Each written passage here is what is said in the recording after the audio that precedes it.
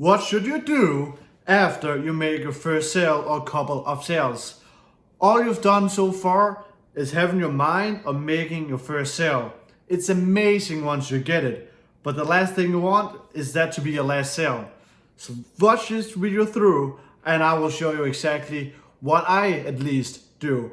But before we're gonna get into the video, I know it's cold out here, but not that cold. Boom. That was easy.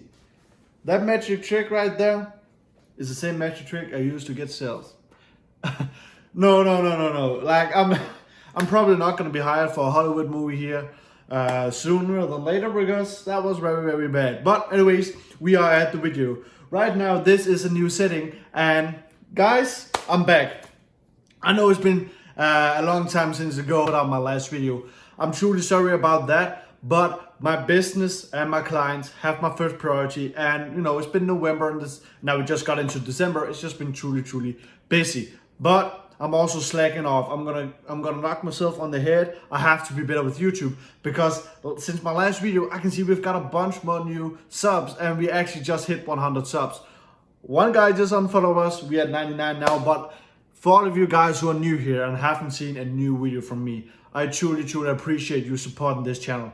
I know this is a small channel, but for me, I at least know that I'm gonna hit 100,000 subs one day. I hope I will, and you're gonna be a part of the journey straight from the beginning. So that's super awesome for me, and I truly appreciate the support that I get for you guys. That you actually want to follow me as I'm having a small channel. It means so much to me because this is a passion of mine. I just love doing videos, and I hope I can get out there and reach as many people as possible just from here in this little country of Denmark. So that means a lot for me.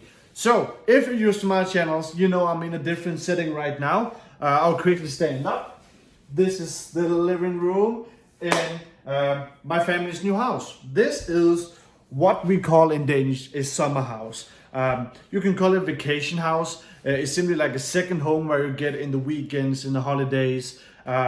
That's typically out in the woods or nearby the sea, which like I'm 1 kilometer away from the beach from here. So it's just a nice place to go out and away with the family to chill out and relax. Now, because well, I'm an entrepreneur, I do dropshipping full time, and I also coach people doing the same. I'm location free. I have the freedom. I can work wherever I am. So since this is the brand new place we just got, I'm gonna help my parents setting everything in when it comes to getting the Wi-Fi in and all of that, because I actually have the freedom to sit here and work while they're gonna be at their job. So this is amazing for me. I get to be here in this beautiful paradise for me because I'm surrounded by trees and beautiful weather.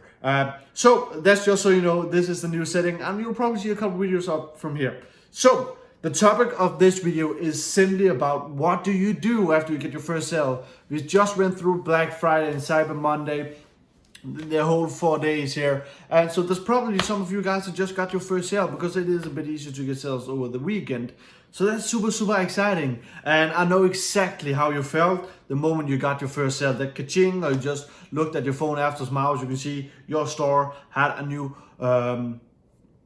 order. Is simply the best feeling in the world. You're gonna get used to it, but to me still, I just love seeing the sale pop up. It's amazing. Now the next feeling you get, and trust me, I know this, the next feeling you get is that, damn, I don't want this to be the last one.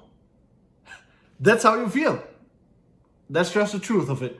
You don't want it to be. Now, why are you so frustrated? Because, well, maybe not frustrated, but because all of the time leading up to that one sale or 2, 3 sales, whatever it is, your focus have only been that. That have been your goal because you have never seen it and you've never really believed it, and you just wanted to make a sale, make a couple sales, and then you had a proof of concept. So everything you've been doing and preparing yourself for, working so many hours for, have been that. But you haven't planned the next. If you have, great. But normally you don't. Because also before you can plan for the next, you want to make sure you can actually get the first. So it's totally normal.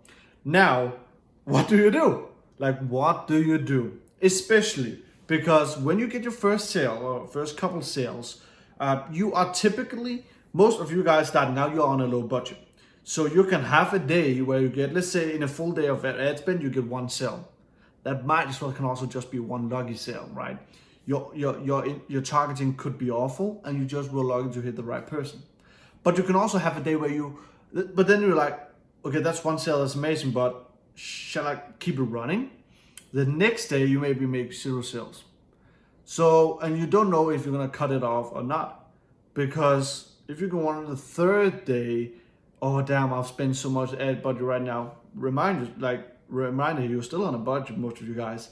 So having that third day running, that will definitely push you over $100, most likely. So that's gonna be a big mark for a lot of you guys. You're gonna think, oh, am I gonna get a sale on the third day? I don't know. And maybe you will, and maybe you don't.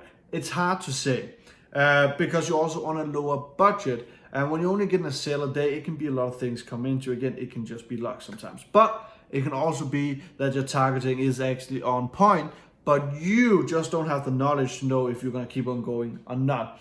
So the point of this video is to tell you some things you can look at through your ad set, through your campaign, to know if you should keep it running or not. And some things that are just some points that you have to do, right?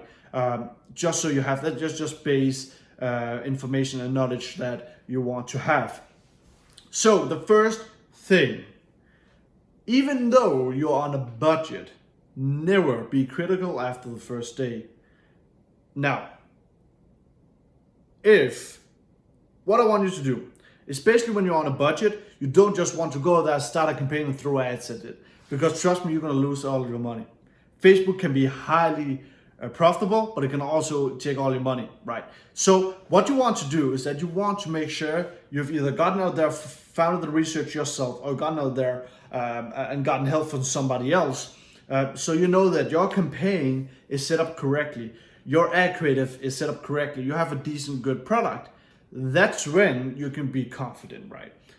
You have done your work. If it doesn't work, it doesn't work. You have to move on to the next one. But there's a huge chance that it is going to work. So what you want is that if you have done all those things correctly and checked it off, you can't you can't criticize it after one day. Facebook needs 2 to 3 days to gather data to actually start producing results. It's hard within the first day.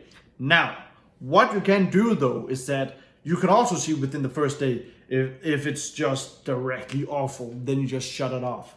I've had ad campaigns running where the numbers were so awful on day one, no reason to go with it. Like I was spending $35 to get 12 visits. That makes no sense. Cut it off.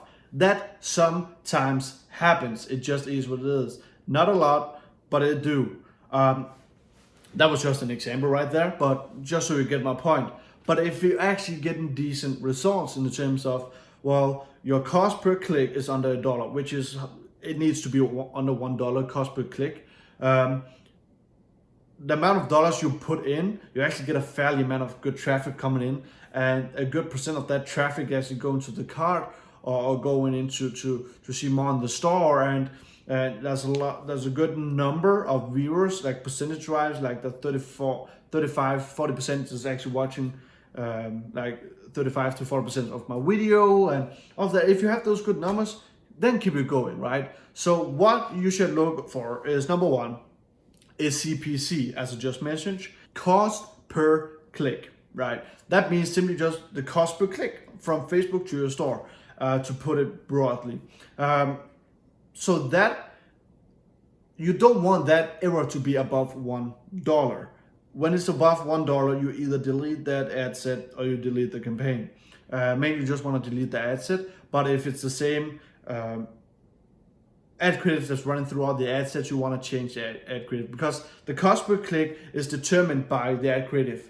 Because that's what people are going to see. They're going to see the ad, or they're going to see the image or video ad. They're going to see the text right in there. That's within the ad creatives. So if the cost per click is too high, that's just because the ad creative isn't good enough. So note that down, cost per click, never above $1, right? The next thing you want to look at is just, it's not like a specific number, but it's just more like common sense. Look at how much you've spent and look at how how many people have gotten in there, right? If you spend $10, you don't just want 1 or 2 guys being in there. But if you can see it's a normal amount of good traffic, let it run. Again, it's not because you need to have specific numbers, just see if it looks kind of healthy. The number one thing that I really just look at is just the cost per click. But anyways, this is just for the beginning. Of course, I want to talk about when you get that sale, right? What are you gonna do? Are you just gonna let it keep running, or what are you gonna do? My first thing I want to say to you, if you get your first sale on day 1 or day 2, when you get that sale, at the end of the day, look at your ads, right? If you only ran it for 1 day and you get that 1 sale, let it run for 1 or 2 days more. I would definitely let it run for 2 days more. If you have got it on the second day, meaning that you'll have more data, I would look at the ad sets. I would look at the ones who are doing the worst and the ones who are doing the best, aka also the one that have gotten the sale. How bad, if there's a huge difference, I would simply if the worst ones are just bad, I would delete those. Depending on how many ad sets you have. If you have below 5 ad sets, I will maybe let it run, because then you don't have that much going for you. But I would just cut it off, and then I would actually just duplicate that winning ad sets just once. Now, it depends. If it's over 2.5 on ROAS on that one ad set, I would duplicate it twice. Now this, you're getting into the scaling phase a little bit, like scaling horizontally, which is duplicating and deleting the ones who are doing bad. This is something that you're not going to get into after the first day or the first couple days. You can use slightly a bit of it just to make sure that you're going to try to get a sale the next day as well. Either just let it run, or duplicate the ad set that have got you in the sale once or twice, and then let it run again. So everything you want to. So you get your first sale, great, it looks good. What you want to do now is that you still want to figure out, does this work or does it not? So you want to let it run for a day or 2. And then you'll figure out through a day or 2 is that, have I gotten a couple sales more? Great, something is working. Now I can build upon and scaling. If you haven't gotten those sales, maybe if it's just a lucky sale, either try new creatives out, test new creatives, test new ad sets. If that doesn't work, cut it off. If you don't have the budget for that and you just want to try something else, do that as well. So to cut it off, first and foremost, always look at the CPC, the cost per click. I have about 2 to 3 other videos on my channel where I talk about the numbers, like the minimum ROAS, the break-even point, how you calculate all those, which is something you want as well. So really so go down, find them. I think I'm going to link one here down below, but you want to have cost per click, minimum ROAS, and the break-even point. You want to have calculated the minimum ROAS and the break-even point, and then you just want to look at the cost per click. So the cost per click shall never get above $1 per ad set. If the ad set that gets above $1, delete them immediately. If it's a common trend, then you should really focus on test different ad creatives, because ad creatives determines the click per cost, because the click per cost is from Facebook to your store pretty much, and that's the ad creative, like the image or video ad, the text. That's what is gonna define if they want to click or not. So if your cost per click is too high, that's because of the ad creatives, right? So that's number one thing I would do. After that, we have the minimum ROAS. You want to calculate that. I have the calculation down below in the description, as well as the minimum, the break-even point. Also have the calculations down below. This is something that you want to look at on your winning ad sets, and something you want to just have overall in your mind. Now, after your first day, when you've gotten a sale, you might, like, the minimum ROAS, the break-even point might not look as good. Like you can expect the cost per click that have to be below $1, but the minimum ROAS and the break-even point don't have to be exceptional, because they're not going to be after 1 day. That is something that's going to get better as the campaign matures and as you get more sales. But again, let it run for a day or two more, and that's where you can really look at everything. That's where you can look at the minimum ROAS. That's where you can look at the break-even point. That's where you can look at the cost per click again. That's where you can look at if you have gotten any more sales. If you haven't, it maybe just have been a lucky sale, cut it off.